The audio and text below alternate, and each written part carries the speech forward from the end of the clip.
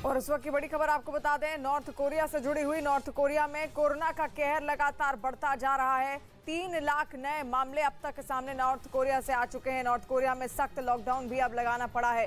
Kim Jong की मुश्किलें अब लगातार बढ़ती जा रही हैं क्योंकि नॉर्थ कोरिया एक बार अब कोरोना की चपेट में आ गया है। तो एक दिन में 3 लाख केस आए हैं नॉर्थ कोरिया में। ये बेहद डराने वाला आंकड़ा है क्योंकि अब तक ये ऐसा देश रहा है जहां पर अब तक लॉकडाउन नहीं लगा है, लेकिन पहली बार यहां लॉकडाउन लगाने की नौबत आ चुकी है। यानी कि किम जोंग उनकी मुश्किलें अब बेहद बढ़ गई हैं। उत्तर कोरिया में कोरोना का कहर लगातार बरतता जा रहा है, इसलिए कुछ दिन पहले ही यहां पर लॉकडाउन की घोषणा भी कर दी गई थी। और उत्तर कोरिया में कोरोना का कहर अब जिस तरीके से लगातार बढ़ रहा है, किम जोंग उनकी मुश्किलें भी बढ़ती चली जा रही हैं।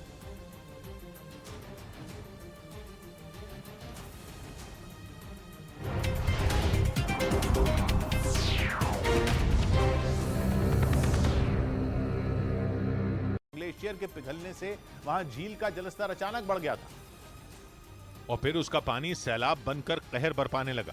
कुछ ही देर में उसने इतना खतरनाक रूप ले लिया कि उसके सामने आने वाली हर चीज टूटकर बहती चली गई।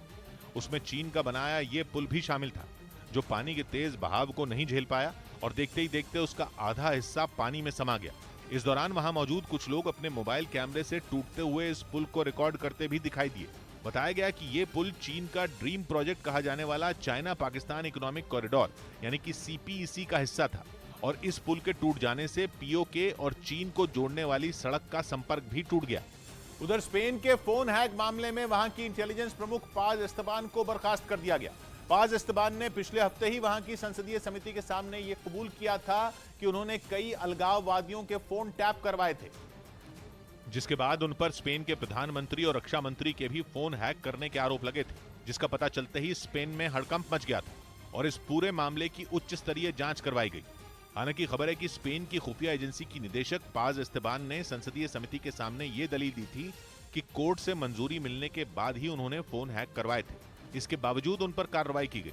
स्पेन की रक्षा मंत्री के मुताबिक इस पूरे मामले का पता लगाने में 1 साल का वक्त लग गया।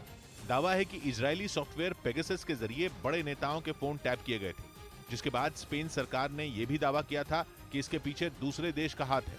हालांकि खुद स्पेन की सरकार पर भी इजरायली सॉफ्टवेयर का इस्तेमाल कर जासूसी कराने के आरोप लगते रहे हैं। खबर तो यह भी है कि जासूसी की बात सबके सामने आने के बाद स्पेन की सरकार ने वहां की इंटेलिजेंस प्रमुख को बलि का बकरा बना दिया, ताकि स्पेन के उत्तर पूर्व में बसे कैटलोनिया के उन अलगाववादी नेताओं को खुश किया जा सके जिनके फोन टैप करने की खबर से बवाल खड़ा हो गया था। असल में कैटलोनिया पिछले कई साल से स्पेन से आजाद होने की कोशिश में है, जिसके लिए 2017 से ही वहां आंदोलन चलाए जा रहे हैं और इस मांग पर जनमत संग्रह भी हो चुका है, जिसमें करीब 90% लोगों ने कैटलोनिया को स्पेन से अलग करने के पक्ष में वोट डाले थे, जिसके बाद वहां की स्थानीय सरकार ने इस हिस्से को स्वतंत्र देश की मान्यता